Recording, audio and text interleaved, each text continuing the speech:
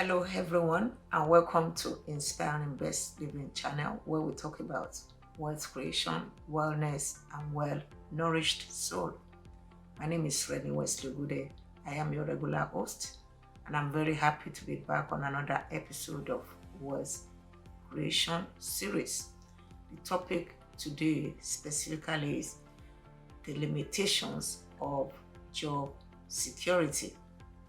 It's always an exciting experience to get a good job, especially after you have finished your first degree as a graduate. It's an experience we all look forward to because we've all been through school. We know how hard it is to be in school, to pay for the tuition, to work hard to earn the degree. And after we finish, we all look forward to earn good income. And the experience is also richer when the job is a full-time that have very robust and great benefits. This is good because it's a career progression for us that we finish school and we get a good job right away. And the benefits are huge.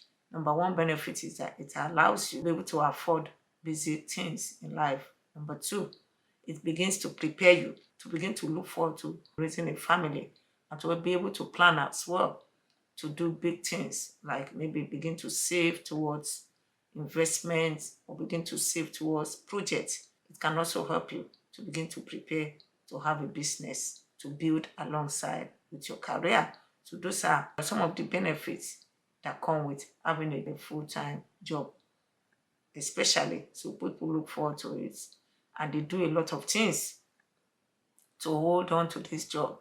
Some of the things people do include training, retraining, both in training within work, outside of work, just to improve themselves, to be able to get promotion. People also do overtime. They do a lot to continue to earn this income in order to progress more in their career. However, as good as full-time jobs are, there are certain things we need to consider so that we don't hold on to our job forever and perpetuate our wealth creation through that job. We need to start thinking, what can we do? But before I talk about that, I want to look at certain pitfalls of being on your job forever or perpetuating yourself on that job without thinking of other alternatives or strategies to begin to do other things that can also earn you money. So there are different pitfalls. The first one is that being on a job may not allow you to think and to begin to take steps for superior financial future. People think because they have a job, they are secured, so they just look forward to promotion, looking forward to going to the next step, climbing the corporate ladder, which is not bad as long as that's not all their earning is going to come from, especially in the long run. So it's important to begin to think, what else can I do to earn money? So that's number one, that it doesn't allow people to start thinking. They just feel that their job is secured and the money will continue to come from that source of income. The second one is that it may make people to run out of time to create alternatives to that job. If one has a very good job, especially when the benefits are also great and it's a high paying job, there is always that tendency not to think before time runs out. It can limit one from creating wealth and fulfilling purpose. If you have a job and you are comfortable with that job, the earning is good, at least in the short run.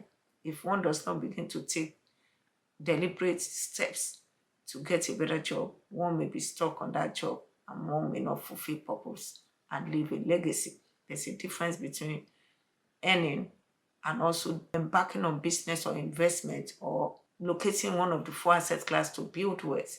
It is in locating any of the four asset class that we can actually build lasting wealth, that we can leave legacy behind. So it doesn't give people opportunity to leave legacy behind, except if the child or your child wants to step into the career that you are leaving behind, which is in most cases is difficult. If you're a medical doctor, for instance, and your child is an accountant, you may not be able to fit him into your position once you pass on.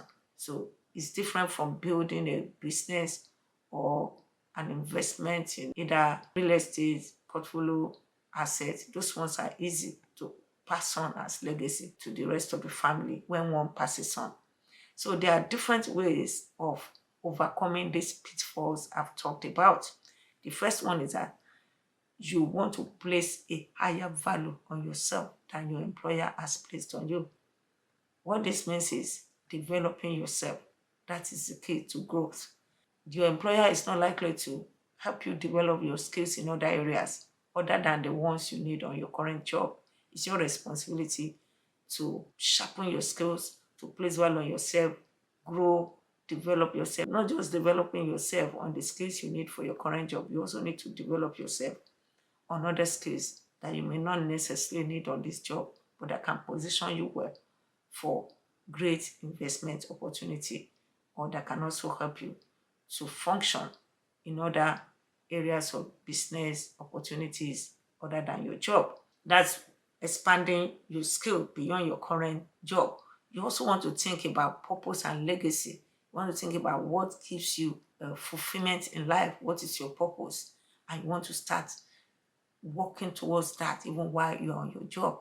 You might still be on your job, but start taking steps, thinking, planning, reading, and gradually launching out into things that would help you to fulfill your own purpose in the long run. And you want to also think about legacy. I always tell people, when we develop ourselves, train, have skills, and keep upgrading our skills outside of our job, we do the ones on our job, we also do outside of our job to position ourselves for investment, business, and that knowledge is never wasted.